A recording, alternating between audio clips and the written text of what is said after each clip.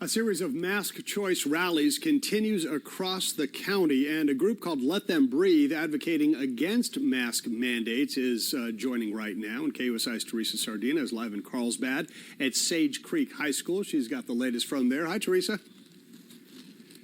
Good evening, Logan. Yes, we've been covering these rallies in recent weeks. And believe me, I know I wish we could have every superintendent from each district joining us, kind of like a round table, and also an official from public health, just to clarify things. I know in the recent week we have been discussing two different matters, the CDC having their guidelines and recommendations for those who are unvaccinated. They have to wear the mask, and those who are fully vaccinated can forego the mask, and then the state issuing their mask mandate. So that is a big issue right now, K through 12.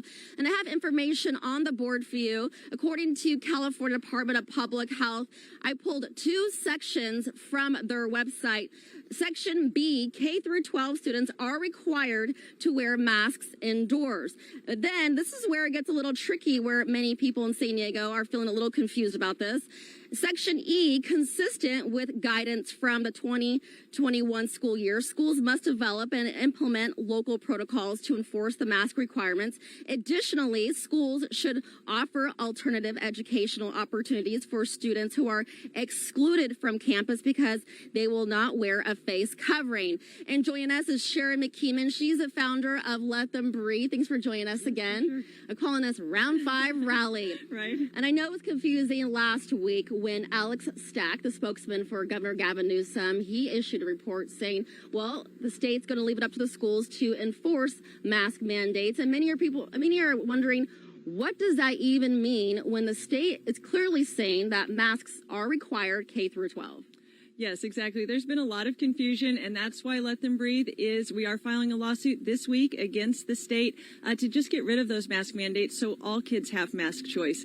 But in the meantime, we know that this mask mandate is in place, but they're saying it's up to the schools how to enforce it because their own education code says that K through 8 students can't be suspended or expelled unless it's for certain acts of defiance, and unmasking isn't one of those things. So I think the question a lot of parents have is, if they're saying that they would have to go on to distance learning, but they can't expel them, then, if a family chooses, no, we're not going to move to distance learning, and the kid is, just claiming mask choice for themselves in class, then what exactly would those schools do? And so we're here tonight to just try to get our school board to advocate with us to the state, to clarify things, to allow for mask choice, and then also not to enforce, discriminate against any child or keep them from their in-person education. Well, it appears the districts have a lot of pressure on them now because of that report, how local schools can enforce how they're going to handle this. But what are you seeing? Because many parents are not going to, how do you think parents are going to handle it when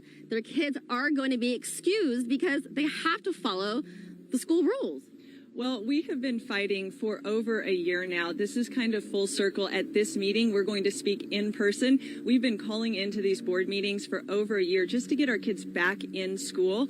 And because we've seen the damage that the closures did to our kids, and now we're seeing the damage that masking is doing. So parents they're not going to stop. They're not going to give up. We're saying enough is enough. This needs to be taken care of now. The kids need to have mask choice now, and we're coming at it from every angle. The legal action, the advocacy with our school boards, and, not on our watch. This is not going to continue. Our kids are being harmed. Before we go, you were talking about a lot of the health problems that these kids are facing. You working with so many parents. Do these health issues and concerns, are they under exemptions? Well, there are some kids that have medical exemptions because they're medically unable to wear a mask. My son is one of them, and he does not want to go back to school even though he loves his school because he feels so singled out being the only person that has a smile showing. And then there are other kids, for instance, I have another son who has ADHD. He didn't want to go through the whole medical exemption process, but he was having such a difficult time just communicating, paying attention, that he stopped going to school for months.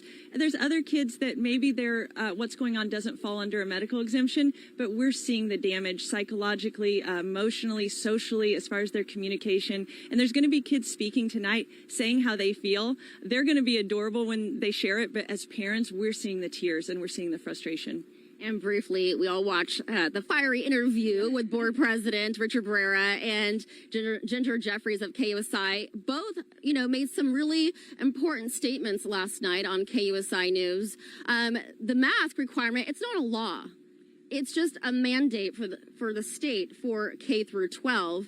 And Richard Barrera, the board president of San Diego Unified, say no matter what, masks are required. But it appears that we've been talking to so many different districts, they're not coming out talking about how they're going to enforce the mask mandate.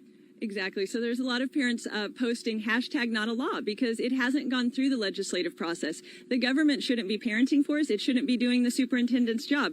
At the same time, it is guidance that is binding because it's under this emergency order. The emergency order actually has a lawsuit pending against it from now the candidate for governor, Kevin Kiley. So that's a lot of where the question lies. Is it right? Is it constitutional for them to be doing this to our children? And we know the schools are in a tricky spot. And that's why we're asking them to stand with us. We're not fighting against the school districts. Our battle is with the state right now. All right, Sharon, thank you so much. All right, Logan, I'm going to send it back to you. We're live here in Carlsbad at Sage Creek High School. As you heard from Sharon McKeeman, the founder of Let Them Breathe, they want to work with the schools across the county. They want some clarification so when kids are going back to school, it's not going to be an issue. And they just want more clarification of how these districts are going to enforce the mask requirements. Logan? All right, Teresa Sardina, complicated issue. Thanks for clarifying it for us. We appreciate it. A series of mask choice rallies continue across the county. The group Let Them Breathe is advocating against mask mandates right now. KUSI's Teresa Sardina is live in Carlsbad at Sage Creek High School with something new for us tonight. Teresa. Good evening, Ginger. Yeah, just take a look at this rally. They continue to grow across the county. Yes, we're here in Carlsbad at Sage Creek High School. Many supporters with the Let Them Breathe movement. And I know it's been very confusing in recent weeks about the mask requirements K through 12. Well, according to the California Public Health, we have information on the board for you. K through 12 masks are required indoors. But this is where it gets tricky, where many parents and the community members are feeling a little confused because according to the state, they're letting schools decide how they're going to enforce the mask requirements. So we're trying to clarify everything up for you. But I'm here with Sharon McKeeman. She is the founder of Let Them Breathe. What does this mean when they say the schools can decide how they're going to enforce the mask requirements? Well, I think it's more, they're not really saying they can decide, it's more that they're passing the buck to them because it's going to be tricky because the California Education Code, section 48900, says that K through 8 students can only be expelled or suspended for certain acts of rule breaking, and unmasking isn't one of those acts. So if a student says that, they want to keep continuing to go to class, but they don't want to unmask, I think the enforcement will be difficult, and there's a lot of questions on how that will happen. We are calling on schools not to harass our kids, not to discriminate against them, to let them have their in-person education. And really, they shouldn't be put in that predicament. The state just needs to get rid of these mask mandates, do what's right for our kids, and let it be up to the parents and the schools and give the kids the choice to wear a mask or not. Do you have an update with the lawsuit, the complaint against the state? Yes, it is completely drafted. I just heard from our legal team, and they are putting those finishing touches on, and it should be filed this week. And we are eagerly awaiting. We have one of our attorneys here, and he's going to be giving the group a legal update. So it all comes down to that, and it's really crazy that as parents we have to come together. I never thought I would be in this position to take legal action against the state just to do what's right for our kids. Well, many schools are in session right now, and San Diego schools, they go back, I think, late August. There is a mask requirement from the state of California, and those who don't comply, they may face consequences. I mean, what are some parents saying that you've been speaking with that are behind your group?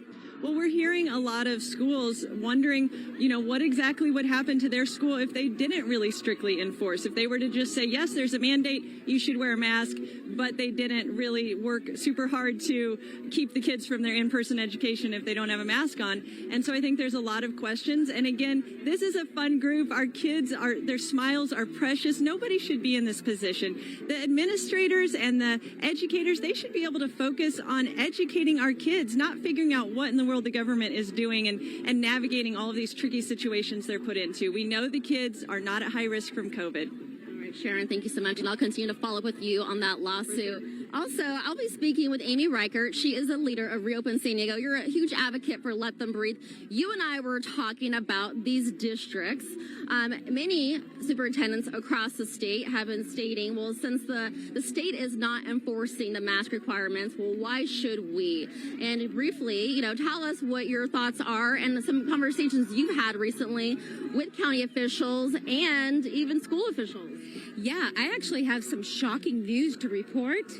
Actually, a couple days ago at the Cajon Valley Stakeholders Meeting, Superintendent David Miyashiro, and he is a rock star, by the way. He was one of the brave ones who reopened schools here in San Diego County in the Cajon Valley before anybody else did, and did so safely. But here's what he said, which made me very, very concerned. Apparently, he had a conversation with Dr. Wilma Wooten. And Dr. Wilma Wooten said that if a school district does not comply with the mask mandates from the state of California, then the state is going to cut off funding from school districts. They are going to sue school districts, and they will actually close down schools for not complying with the masks. And you did mention that Alpine Union was included in that conversation. KUSI News, we spoke with Superintendent Rich Newman last week, and he is saying, well, since the schools are able to decide how they're going to enforce mask mandates, he's requiring staff to wear masks, but it will be optional for students. And what did you hear about Alpine Union in that meeting?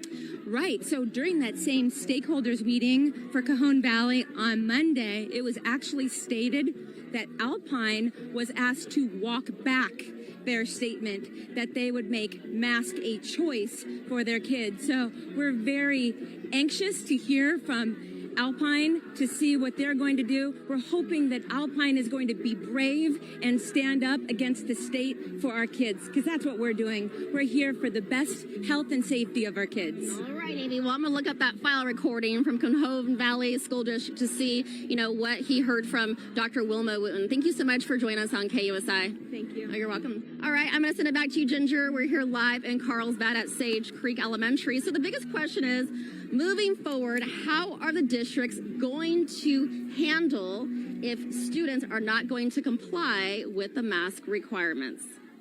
Yeah, that enforcement question, that's going to be interesting as soon as that gets answered. And certainly sounds like if that action that woman was just telling you about from Wilma Wooten and the state, if they actually take that, well, then they're not actually allowing the enforcement to be up to the districts and individual schools. So once again, California making it abundantly confusing.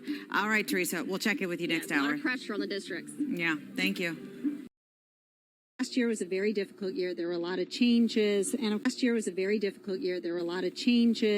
course, the kids are wearing masks. So as you can imagine, teaching kindergarten, you have to see their face. You have to know how they're sounding out a word, or if they're sounding out a word. I can't see any of that when kids have a mask on. I'm worried about their social and emotional well-being, and I'm here to ask the board to consider a resolution that we have mask choice for staff, for parents, and for children. All right, thank you so much. I really appreciate your time, Lisa. And I'm also going to call in Scott Davidson. He is one of the attorneys with Let Them Breathe. Thanks so much for joining us on KUSI. You're also a parent. Why is it so important for you to take on this complaint with Let Them Breathe? Well, absolutely. Thanks, Teresa. So, what we've seen last year is how devastating school closures were to kids and how hard it was for them to be home. And then we saw towards the end of the year that they got to go back to school, but it wasn't the same.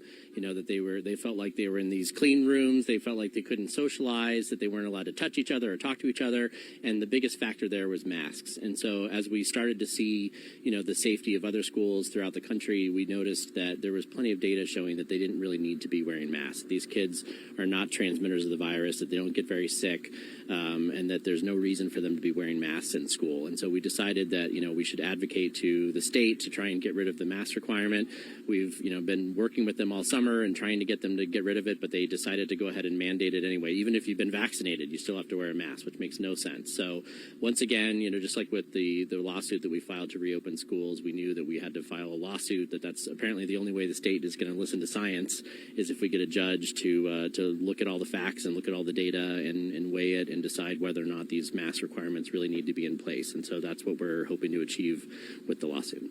Well, this is a state mask mandate for K through 12, and I know we have been discussing the section code 48900. So the schools can enforce how they're going to handle the mask requirements, and if students are not going to comply, they could face penalties and consequences.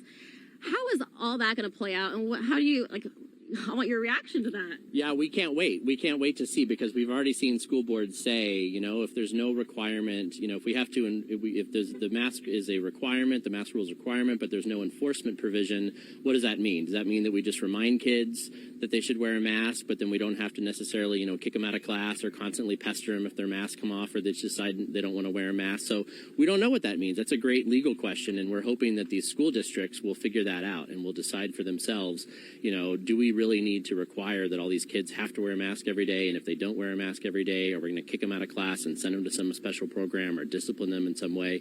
And so we're really hoping that the school districts will provide a lot more flexibility for these kids that really, can't wear a mask, or if they just, are having trouble wearing the mask that day, that they get some flexibility with the enforcement, and that it's not something that's as rigid as it was last year. Maybe we could consider it like, wearing a hat or chewing gum or something to that effect. And they, just kind of remind them to wear a mask, but give them a little bit more flexibility in terms of whether or not they really have to do it every day. So we're going to wait and see. We're advocating to all these school boards here in Carlsbad throughout the state to let them, know that they have flexibility in enforcement, that it doesn't necessarily mean that they have to ramp up to, expulsion or suspension or some type of really heavy discipline, that it can just be, a simple reminder, or it can just be something that's more hands-off. Okay, and has this complaint been filed against the state? Not yet. So we think this week, just took a look at it today, and we're finalizing it now. So any day now, we should have it on file, and then we'll see when our hearing date comes. All right, Scott Davison, thanks so much for joining us on KUSI, and thanks to these kiddos from Cal Elementary for joining us as well. But we're here live at Sage Creek High School in Carlsbad, and one of the series of rallies for a mask choice, and that big group that you saw of rallying, they're inside the board meeting. Again, mask requirements not even on the agenda, but they're allowing public comment. I'll send it back to you. Yeah, it's interesting. I'm not hearing from these folks that they are demanding nobody wear a mask. They're saying, hey, if you... All right, Teresa, we'll check in with you at 10 o'clock. Thank you.